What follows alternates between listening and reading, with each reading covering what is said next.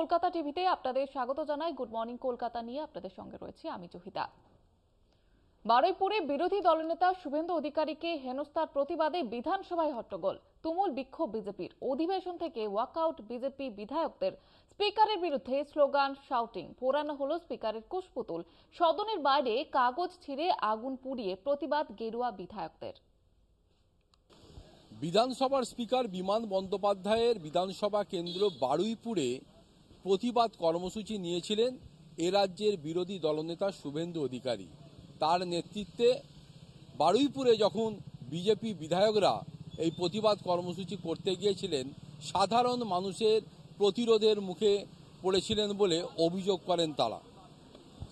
এদিন যখন সকালবেলায় বিধানসভার অন্দরে অধিবেশন শুরু হয়, সেখানে আলোচনা চেয়ে বিজেপি পরিষদীয় দলের পক্ষ থেকে দাবি জানানো হয়। যদিও বিধানসভা স্পিকার বিমান বন্দ্যোপাধ্যায় সংশ্লিষ্ট বিষয়টি নাকচ করে দেওয়ার পরে বিধানসভার অন্দরে কালো পতাকা দেখানো থেকে শুরু করে এই গেটের সামনে স্পিকার বিমান বন্দ্যোপাধ্যায়ের কুশপুত্তলিকা দাহ করে বিজেপি পরিষদীয় দলের নেতারা। স্পিকার তুমি চেয়ার ছাড়ো, স্পিকার তুমি চেয়ার ছাড়ো, বিধানসভা হলো কেন? স্পিকার তুমি জবাব দাও। মানুষ হিসাবে স্পিকার সাহেব কতখানি দলদাস আজকে তিনি বুঝতে পেরেছেন। তার ফলে যে স্পিকার সাহেব একটা কাগজ ছিঁড়লে বিরোধী দলনেতাকে সাসপেন্ড করেন, আমাকে উনি কয়েকবার অগ্নিদিকে, বিশ্বনাথ কারক, বঙ্কিম ঘোষ সহ অনেককে বারংবার সাসপেন্ড করেছেন। আজকে ওয়েলে নেমেছিলাম, মেরুদণ্ডহীন স্পিকার।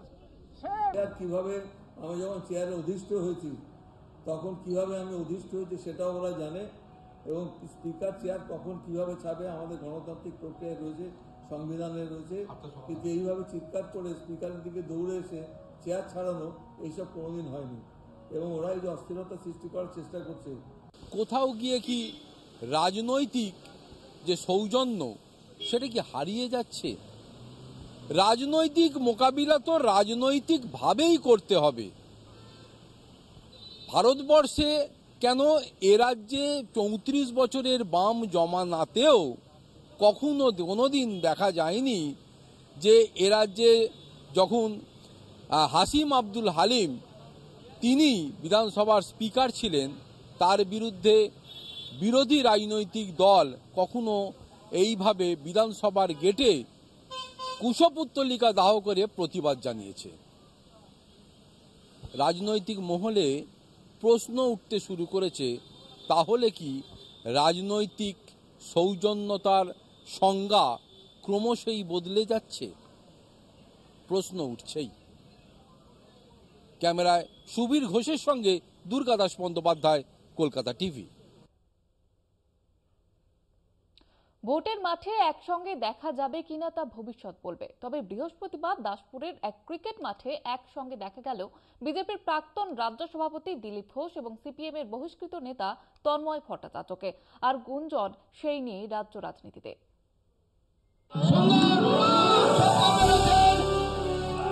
পশ্চিম মেদিনীপুরের দাসপুরের হরিরামপুরে একটি ক্লাবের আমন্ত্রণে দুদিনের ক্রিকেট টুর্নামেন্টের উদ্বোধনী অনুষ্ঠানে হাজির ছিলেন বিজেপির প্রাক্তন রাজ্য সভাপতি দিলীপ ঘোষ ও সিপিএম এর বহিষ্কৃত নেতা তন্ময় ভট্টাচার্য। একদা উল্টো মেরুর রাজনীতি করলেও খেলার মাঠে খোশ মেজাজেই দেখা গেল দুই রাজনীতিককে। কখনো তন্ময়ের হাতে ব্যাট তো উইকেটের পিছনে দিলীপ, আবার কখনো ব্যাটার দিলীপের বিরুদ্ধে আউটের আবেদন জানিয়েছেন কিপার তন্ময়। খেলার শেষে গালগল্প হয় দুজনের মধ্যে, খাওয়া দাওয়া সারেন একসঙ্গে। ক্রিকেট টুর্নামেন্ট করেছেন তো আমন্ত্রণ করেছেন, আমাকেও ওনাকেও করেছেন, এসে গেছি আমরা দুজন, এখানে দেখা হয়ে গেল। পুরোনো বন্ধু, একসঙ্গে বিধানসভায় ছিলাম, তন্ময়দা পুরোনো নেতা, পুরোনো গল্পও হলো, একসঙ্গে খাওয়া দাওয়া করলাম। খেলাধুলা মিলেমিশে এক জায়গায় হওয়া উচিত। এখানকার প্রাক্তন দিলীপ ঘোষ, ওরা দিলীপ ঘোষকে আমন্ত্রণ জানিয়েছে।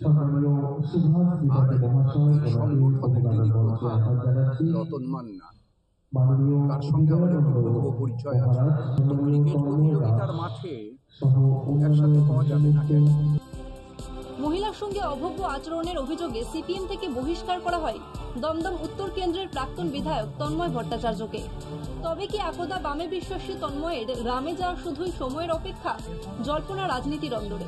দাসপুর থেকে মধুসূদন ভট্টাচার্যের রিপোর্ট, কলকাতা টিভি।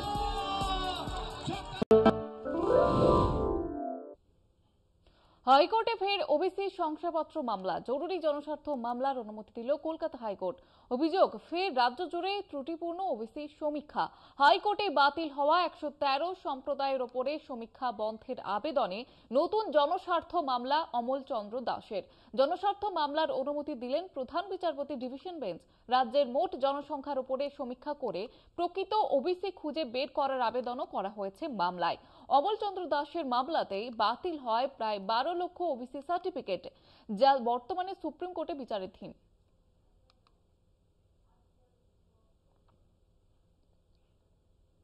আরজিকর কাণ্ডে বাবা মার আবেদনে দ্রুত শুনানি চেয়ে দৃষ্টি আকর্ষণ। বিচারপতি তীর্থঙ্কর ঘোষের দৃষ্টি আকর্ষণ, হাইকোর্টের সিঙ্গেল বেঞ্চে শুনানি গ্রহণ করতে পারবে। দাবি আবেদনকারীর, সোমবার মামলা শুনানি।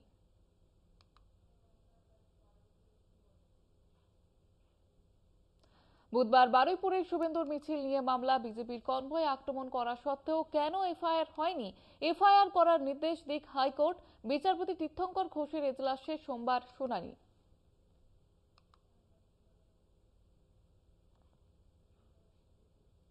$19 কোটি চেয়ে হুমকি। বিচারকের কাছে অভিযোগ কুন্তল ঘোষের। কোর্টরুমের বাইরে দুই ব্যক্তি কুন্তলকে হুমকি দেয় বলে অভিযোগ। তাপস মণ্ডলের নাম করে হুমকি দেওয়ার অভিযোগ। ঘটনার পরে বিচারকের কাছে বিষয়টি জানান কুন্তল।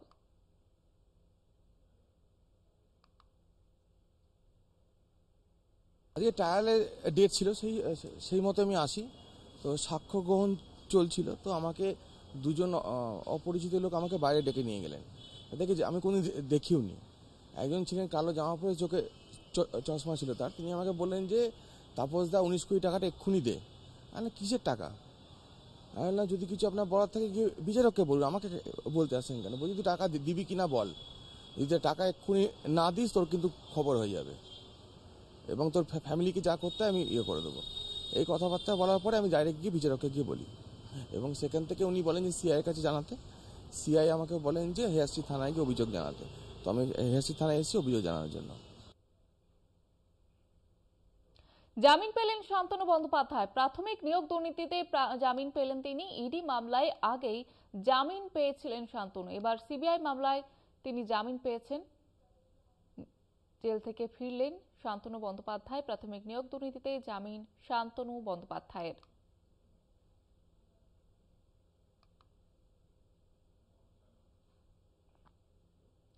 সংসদে বোঝাপড়া থাকলেও রাজ্যে তৃণমূলের বিরোধিতায় আপত্তি নেই কংগ্রেস হাইকমান্ডের। পশ্চিমবঙ্গ প্রদেশ কংগ্রেস নেতৃত্বের সঙ্গে দীর্ঘ বৈঠকে এমনই বার্তা দিয়েছেন রাহুল গান্ধী। তবে আসন সমঝোতার মতো প্রসঙ্গে আলোচনা এখনই করা যাবে না বলে বৈঠকের আগেই এআইসিসির তরফে জানিয়ে দেওয়া হয়েছিল। প্রায় 5 দশক ক্ষমতার বাইরে রয়েছে কংগ্রেস। বর্তমানে বিধানসভায় শূন্য। লোকসভায় একটি আসন জিতলেও তৎকালীন প্রদেশ সভাপতি অধীর চৌধুরী পরাজিত হয়েছেন। রাজ্যের সংগঠনেও অবক্ষয় অব্যাহত। একই সঙ্গে গোষ্ঠী কোন্দলের গ্রাসে প্রদেশ কংগ্রেস। এই অবস্থায় রাজ্যে কংগ্রেসের সংগঠন শক্তিশালী করাকে অগ্রাধিকার দিতে চেয়েছে এআইসিসি। বর্তমানে রাজ্যে বামেদের সঙ্গে সম্পর্ক বজায় রেখে চলার পক্ষপাতী প্রদেশ কংগ্রেসের একাংশ। আরেক অংশের দাবি একলা চলার। সংখ্যায় কম হলেও কেউ কেউ তৃণমূলের সঙ্গে আসন রক্ষার পক্ষে রয়েছেন। বুধবারে দিল্লিতে প্রদেশ কংগ্রেস নেতাদের সঙ্গে বৈঠকের আগেই রাজ্য নেতাদের এই ঘরোয়া মতপার্থক্যের আঁচ পেয়ে যান কেন্দ্রীয় নেতৃত্ব। কোনো প্রকার নির্বাচনী জোট বা রফা সংক্রান্ত আলোচনা করা যাবে না বলে তারা বাংলার প্রতিনিধিদের জানিয়ে দেন। প্রদেশ সভাপতি শুভঙ্কর সরকারের দাবি দলের সংগঠন মজবুত করা ও গণতন্ত্র রক্ষার লড়াইয়ে অগ্রাধিকার দিতে চেয়েছে এআইসিসি। বৈঠকের পর সমাজ মাধ্যমে রাহুল গান্ধী লেখেন, আমাদের ফোকাস খুব স্পষ্ট, তৃণমূল স্তরের সংগঠন মজবুত করা ও মানুষের অধিকারের জন্য লড়াই করা। কংগ্রেস বাংলার মানুষের প্রত্যাশার কণ্ঠ হয়ে ওঠার চেষ্টা করবে। রাহুল বৈঠকে বলেন, তাদের প্রধান মতাদর্শগত লড়াই বিজেপির বিরুদ্ধে, কিন্তু কংগ্রেসের যারা ক্ষতি করছে তাদের বিরুদ্ধে কংগ্রেসকে লড়তে হবে। কংগ্রেস হাইকমান্ড মনে করেন সংসদে কংগ্রেস তৃণমূলের সঙ্গে বোঝাপড়া করলেও তাতে রাজ্য স্তরে কারোর বিরুদ্ধে লড়তে তারা বাধা দিচ্ছে না। কংগ্রেসের নতুন ভবনে এই বৈঠকে অধীর চৌধুরী, দীপা দাসমুন্সী, প্রদীপ ভট্টাচার্য, অমিতাভ চক্রবর্তী, সন্তোষ পাঠক প্রমুখ হাজির ছিলেন। কলকাতা টিভি। 26-এর ভোটের আগে দেওয়ালে দেওয়ালে ধর্মযুদ্ধ। বিজেপির হিন্দু হিন্দু ভাই ভাই। 26-এ বিজেপিকে চাই দেওয়াল লেখার পাল্টা এবার চন্দ্রকোনার মহেশপুরের দেওয়াল লিখনের সম্প্রীতির বার্তা। ছড়া এবং ব্যঙ্গচিত্রে বিজেপি এবং বিরোধী দলনেতাকে কটাক্ষ তৃণমূলের।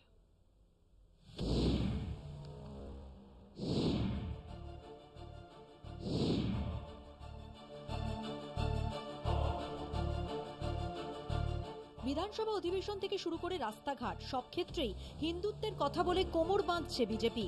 দেওয়ালের পর দেওয়াল ছেয়ে গিয়েছে হিন্দুত্বের বার্তায়। আসন্ন বিধানসভা নির্বাচনের আগে হিন্দু ভোট জড়ো করতে মরিয়া হয়ে উঠেছে বিজেপি। দেওয়াল লিখনে হিন্দুত্ব নিয়ে তৃণমূলকে আক্রমণ করা হয়েছে। বিজেপির নতুন প্রচার অভিযান দেখে পাল্টা খোঁচা দিতে ছাড়েনি রাজ্যের শাসক দলও। সাম্প্রদায়িক দাঙ্গা লাগানোর ষড়যন্ত্রের অভিযোগ তুলে দেওয়াল লিখনে কেন্দ্রীয় সরকারকে কটাক্ষ শাসক দলের। পাল্টা সাম্প্রদায়িকতাকে হাতিয়ার করে চলছে পাল্টা প্রচার। চন্দ্রকোনা মহেশপুরে দেওয়াল লিখনে উঠে এলো সেই সাম্প্রদায়িক সম্প্রীতির ছবি। হিন্দু মুসলিম ভাই, বাংলায় সাম্প্রদায়িক বিজেপির স্থান নাই। কোথাও আবার লেখা মোদির বাড়ি ব্যাঙের বাসা, শিশির বাবুর ছা, খাই দাই গান গাই তাই রে নাই রে না। এই তো শুরু, এই তো হাতে খড়ি, ছড়াই ছড়াই ভরিয়ে দেবো। যে যেমনটা দেখাচ্ছে আজকে, যাদের বাংলায় কোনো অস্তিত্ব, যারা বাংলায় কথা বলতে পারে না, যারা বাংলাকে এত অপমান করেছে, আজ সেই সব যারা উড়ো মানে পরিচয় পাখি দিকে নিয়েছে, আবার বাংলায় ঘাঁটি গেড়ে 26 দখল করবে বলছে, তাদেরকে উচিত শিক্ষা কেমনভাবে দিতে হয় বাংলার মানুষ তৈরি আছে। বিতর্ক চাপানোতরের মধ্যেই তৃণমূলকে এক হাত নিলেন গেরুয়া শিবিরের নেতা সুকান্ত দলুই। বিজেপিকে দাঙ্গাবাজ বা সাম্প্রদায়িক বলার আগে আমি তৃণমূলের বন্ধুদের কাছে অনুরোধ করব, ওনারা নিজেদের মুখটা একটু আয়নায় দেখুন। গোটা বাংলার মানুষের সাথে সাথে সংখ্যালঘু সম্প্রদায়ের মানুষও বুঝে গেছে যে মমতা ব্যানার্জি তোষণ ছাড়া আর কিছুই করে না, সংখ্যালঘু মানুষেরও উন্নয়ন হয়। বিধানসভা ভোটের বছরখানেক বাকি, তার আগেই হিন্দু বাণী শান্তিতে ব্যস্ত গেরুয়া শিবির। পিছিয়ে নেই তৃণমূলও। শাসক বিরোধী দ্বন্দ্বে উত্তপ্ত রাজ্য রাজনীতি। তবে ওয়াকিবহলের মতে এই যুদ্ধ যতক্ষণ দেওয়ালে দেওয়ালে ততক্ষণই ভালো। পশ্চিম মেদিনীপুর থেকে মধুসূদন ভট্টাচার্যের রিপোর্ট, কলকাতা টিভি। এখন সময় একটি বিরতি, ফিরছি বিরতির পর, সঙ্গে থাকুন।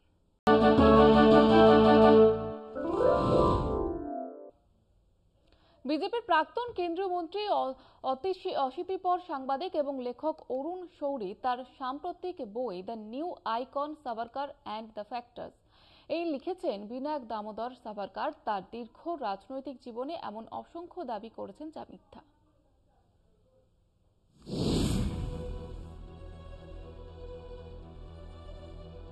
বিনায়ক দামোদর সাভারকার তখনও হিন্দুত্ববাদী নেতা হননি, একজন বিপ্লবী। 1909 সালে নাসিকের জেলা শাসক জ্যাকসনকে বিপ্লবীরা যে পিস্তল দিয়ে হত্যা করেছিল, সেই পিস্তল গোপনে ভারতে পাঠিয়েছিলেন সাভারকার। সেই অভিযোগে 1910 সালে 24 বছরের আইনের ছাত্র সাভারকারকে একটি স্টিমারে করে লন্ডন থেকে গ্রেফতার করে ভারতে আনা হচ্ছিল। স্টিমার যখন ফ্রান্সের মার্সেই বন্দরে পৌঁছলে স্টিমার থেকে সমুদ্রে ঝাঁপ দিয়ে পালানোর চেষ্টা করেছিলেন সাভারকার। সাভারকার তার ছদ্মনামে লেখা আত্মজীবনীতে লিখেছেন এবং পরে প্রধানমন্ত্রী থাকাকালীন অটল বিহারী বাজপেয়ী সংসদে বলেছেন, ভারতের স্বাধীনতার জন্য সাভারকার জাহাজ থেকে উত্তাল সমুদ্রে ঝাঁপ দিয়েছিলেন। অথই জলরাশি অনন্ত সাগরের উত্তাল ঢেউয়ে তিনি সাঁতার কেটে চলেছিলেন। কোনো কুল কিনারা দেখা যাচ্ছিল না। তার মনে তখন একটাই সংকল্প, দেশ স্বাধীন করতে হবে। শৌরির দাবি, বাজপেয়ীর এই বিবরণের কোনো সত্যতা নেই। সেই সময় সরকারি নথি উল্লেখ করে শৌরি দেখিয়েছেন কোনো অথই জলরাশি নয়। স্টিমার থেকে সেই সময় পাড়ের দূরত্ব ছিল মাত্র 10 থেকে 12 ফুট। গান্ধী হত্যার দায়ে নাথুরাম গডসের সঙ্গে গ্রেফতার হয়েছিলেন সাভারকারও। পরে প্রমাণের অভাবে সাভারকার মুক্তি পান। শৌরি লিখেছেন, সাভারকার আদালতে জবানবন্দিতে বলেছিলেন তার বিরুদ্ধে আনা হয়েছে এমন একজনকে হত্যার অভিযোগ যার সঙ্গে তার সম্পর্ক ছিল বন্ধুর মতো। 1908 সালে লন্ডনের ইন্ডিয়া হাউসে তিনি গান্ধীর সঙ্গে থেকেছেন, কাজ করেছেন বন্ধুর মতো। শৌরির দাবি 1908-এ গান্ধী ইংল্যান্ডেই যাননি। গান্ধীর হত্যাকারী নাথুরাম গডসের সঙ্গে তার কোনো রকম সম্পর্ক ছিল না। সাভারকারের আদালতে করা এই দাবিও সম্পূর্ণ অসত্য বলে প্রমাণ করেছেন শৌরি। 1952 সালের মে মাসে পুনে শহরে এক সভায় সাভারকার বলেন, তার পরামর্শে নেতাজি সুভাষ গোপনে ভারত ছেড়ে জার্মানি পৌঁছেছিলেন। তিনি সুভাষের জন্য তৈরি করে দিয়েছিলেন পরিকল্পনা। আইএনএ তৈরির পরামর্শও তিনি দিয়েছিলেন নেতাজিকে। শৌরি লিখেছেন, সুভাষ তার দ্য ইন্ডিয়ান স্ট্রাগল বইয়ে জিন্না এবং সাভারকারের বৈঠক সম্পর্কে লিখেছেন, যুদ্ধ পরিস্থিতির সুযোগ কিভাবে নেওয়া যেতে পারে তা নিয়ে আমি বেশ কয়েকটি সংগঠনের নেতাদের সঙ্গে কথা বলেছিলাম।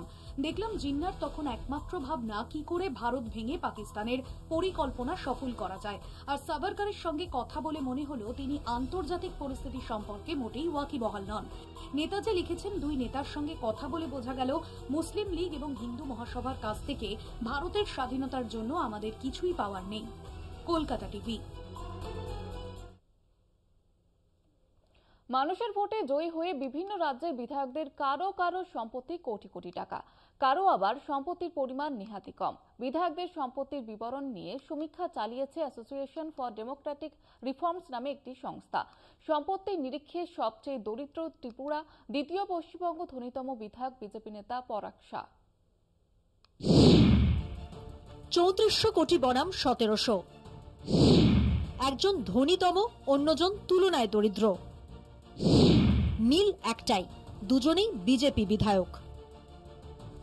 বিধায়কদের সম্পত্তির বিবরণ নিয়ে সমীক্ষা চালিয়েছে অ্যাসোসিয়েশন ফর ডেমোক্রেটিক রিফর্মস নামে একটি সংস্থা।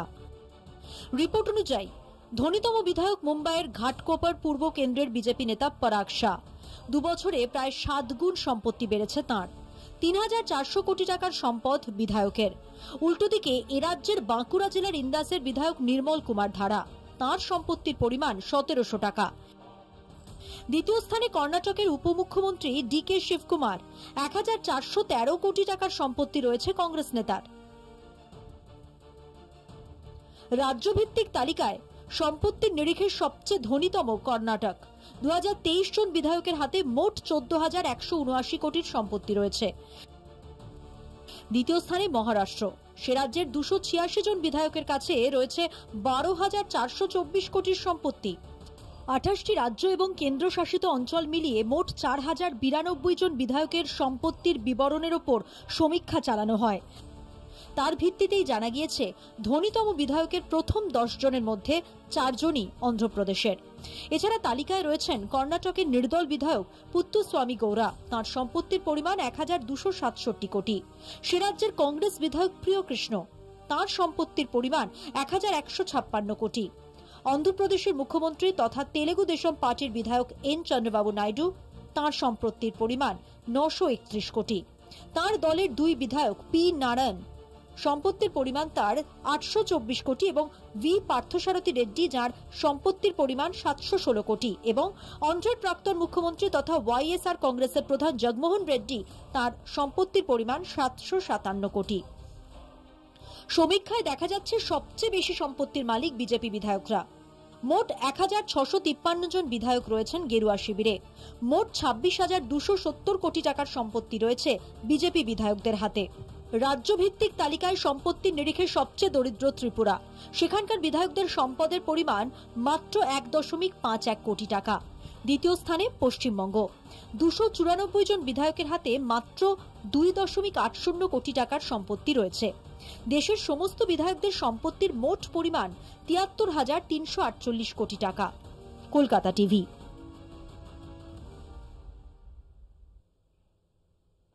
গুড মর্নিং কলকাতা এই পর্যন্তই। দেখতে থাকুন কলকাতা টিভি, রাত দিন ৭ দিন।